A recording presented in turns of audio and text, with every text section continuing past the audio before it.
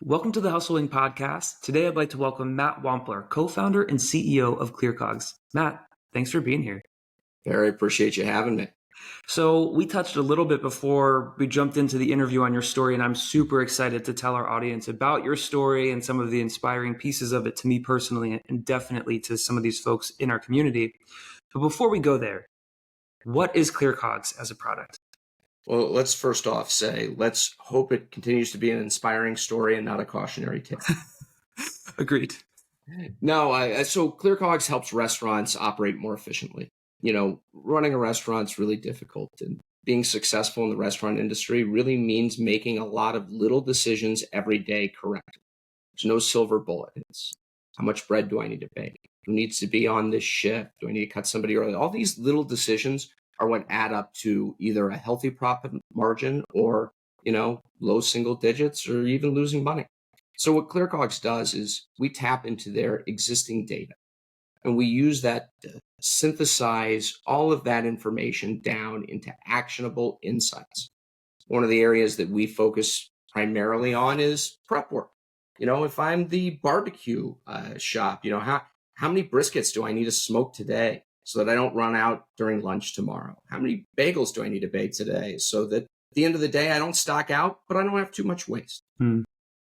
So one question on that I had when I checked out the website is, if I'm a restaurant and I'm listening, how many months of data would you say that they need to build that, to train that model?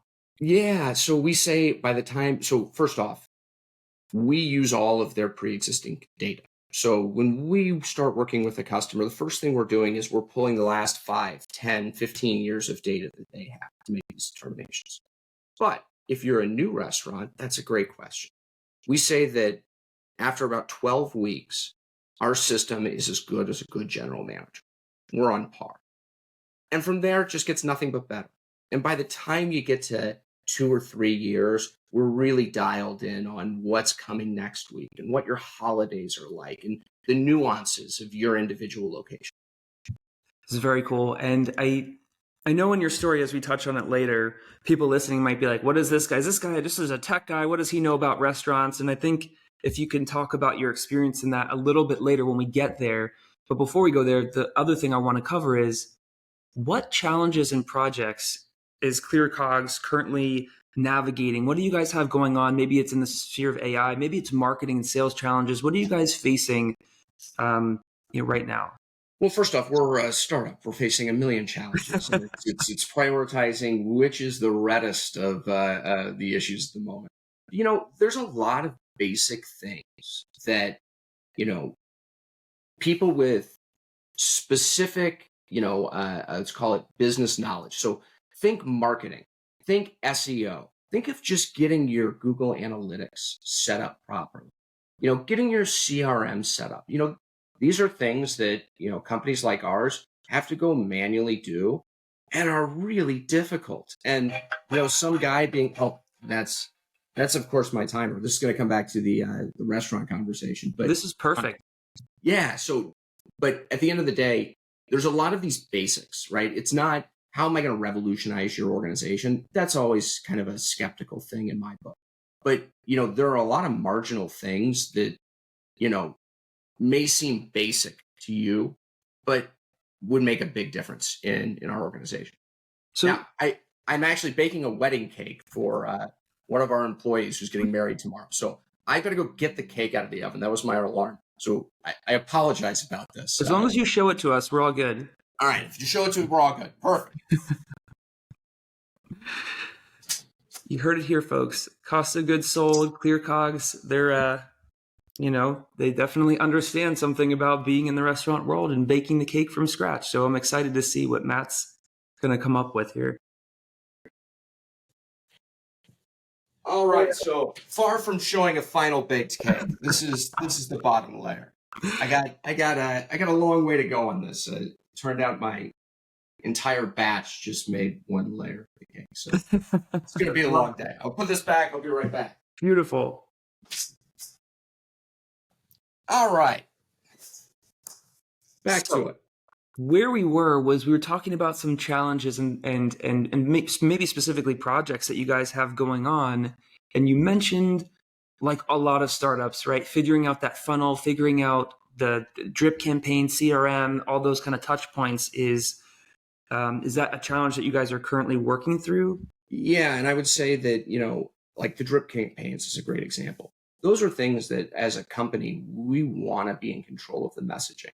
It's the generic things that are, I don't want to say out of the box solutions that every company has that startups at our stage a lot of times don't. We don't have the right analytics in place. We don't have any idea what to do on TikTok. It's things like that. What projects do you guys have any like obviously you're an AI driven platform, so I'm sure there's always like software development stuff. Are there projects outside of kind of like lead gen, marketing, sales kind of stuff that you guys are working through that are fun, challenging, and exciting? Or is it just the standard kind of trying to scale? There are, but that the bad news I've got for you on that is that's the stuff we love to do in house, right? That's the stuff where, anything that's core to the business is institutional knowledge and muscles that we need to build as an organization, more so than outsource. It's again, that's more my philosophy than anything else. I know a lot of people that have been successful with outsourcing. We tend to believe in if it's a generic item, bring somebody in to do it. We don't need to learn how to master Google Analytics, right? But we do need to learn how to master the models that, our customers depend on. Mm-hmm. And that is a perfect segue because I want to add to that. I would say most of the folks that I interview are split on that spectrum. And so we have a lot of folks that they like to hire contract only to start because they want to see how someone does, but their intent is, hey, if we don't need to scale this roll up and it stays contract forever, great. If we can scale it up and build it full time, we'll do that too. And then we have some people that they want specific roles in house and whatever.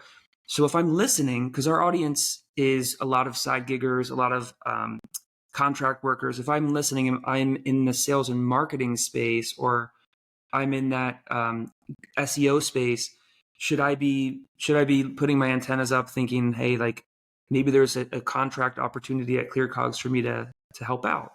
It's always worth reaching out.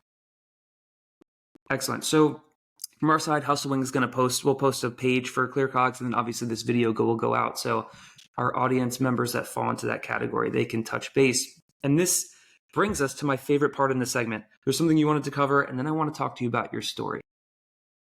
Yeah.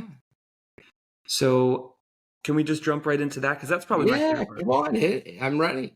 So other than being a master cake baker, which we've all seen firsthand, talk to us a little bit about how you ended up on ClearCOGS and what your restaurant experience was like, and kind of how you maybe, I'm just going to jump on a ledge, but anyone that's going through a challenging or tumultuous situation, talk to us about how you took that for you and turned it into something inspiring. Yeah, so I would break this into two different sections. It's, what was the skill set I learned in the restaurant industry and how did I get to where I'm at? And then, getting a little more granular of what that transition was like for me. So I started out in the restaurant industry right out of college. I don't know if you've seen The Bear, but that was the story of my life, except for instead of being a Michelin star amazing chef, I was a college kid with no idea what I was doing. But, I took over a failing franchise location that some guy needed to get out of the lease, and he was looking for a patsy to take over. And I had no assets and raised my hand and, somehow was able to convince people to let me give it a shot. And so that's how I got into the restaurant industry. And, it was sleeping on the back of the store, floor at night between shifts with some dirty aprons as a pillow and, working 120 hours a week and, learning the hard way how to be successful in the restaurant industry. And sure enough, I was fortunate enough to take that store from doing 400,000 to 1.2 million over the next 18 months. Wow. From there, I opened up more locations and ultimately sold them and, went back to grad school. And, this is where I would say that, transition started for me. So when I went into the corporate world for the first time, I'd spent a decade working for myself, working in restaurants, let's go try the corporate world. Have a little bit of a calmer life. And sure enough, 2 years in, I ended up getting caught in a round of layoffs and found myself unemployed 2 weeks before the pandemic hit. Ugh. So not an ideal time for me. But it ended up being one of the best things that ever happened to me. I went back and I started to learn to code. I had no background in coding. I took online classes and was like, wow, you know, if I had any of this in my small business, what a difference it would make. And I think that the course I was taking was 9 courses as a full thing. I was maybe 2 months into it and I'd taken 7 of them before I'd already started a, quasi consulting firm where I was going and calling up small businesses and asking, hey, can I help you with any analytics? Because this newfound set of tools was just so amazing. And, it was probably the most fun I've ever had, getting to look at all these different projects, learn from all these different companies. And ultimately it led to ClearCOGS because I realized it's a lot of work building this, a new thing for every new customer. I'd rather just build one thing and be able to let it scale out to everyone else. And, my passion for the restaurant industry never left me. And so it was always in the back of my mind. And I went and called some restaurants, got some data, called some smart programmers I knew, and, we were off to the races. I love it. I hope that your family doesn't operate like the Bears during the holidays, but Yeah. the rest of the analogy I love. No, but I would say the first couple episodes with the employees was very, very similar. Yeah, I had restaurant experience in high school, and the challenges and the things. My father, we had an ice cream store growing up and a liquor store, and yeah, it was 24 hours a day, 8 days a week, and we barely made ends meet. So I think what ClearCOGS is doing clearly, especially in a economy like we're in right now, it has a lot of value for restaurants. And yeah, so I hope any of our sales and marketing and lead gen and SEO people that are listening, that really are passionate about this space, that think they can help ClearCOGS scale, will have a place for you to reach out. And other than that, Matt, where can people find you? What's the ClearCOGS website for people listening? It's clearcogs.com.